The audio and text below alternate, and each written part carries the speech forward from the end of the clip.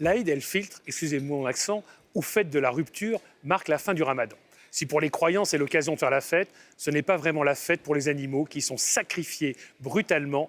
En effet, le rite religieux impose, selon l'interprétation majoritaire, d'abattre les bêtes sans étourdissement. Et pour ne rien arranger, faute d'abattoirs en nombre suffisant, il faut souvent bricoler dans des structures temporaires, ce qui ne fait qu'accroître la souffrance des animaux. Bon, vous me direz, c'est un rite religieux et cela ne nous regarde pas. C'est d'autant plus vrai que la liberté religieuse est garantie par la Charte des droits fondamentaux de l'Union.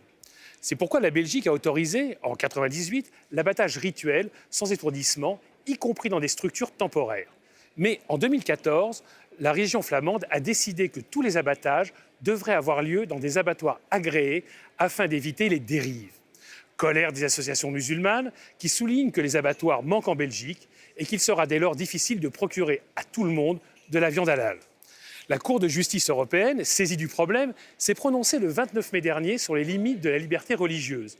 Car figurez-vous qu'il existe plusieurs textes européens consacrés au bien-être animal et aux règles d'hygiène à respecter.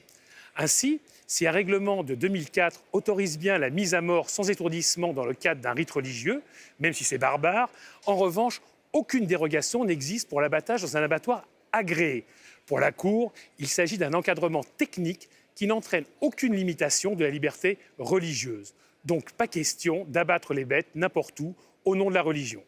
Et oui, amis musulmans, vous devez savoir qu'on ne badine pas avec le traité de Rome, qui est notre loi fondamentale à tous, quelle que soit notre religion.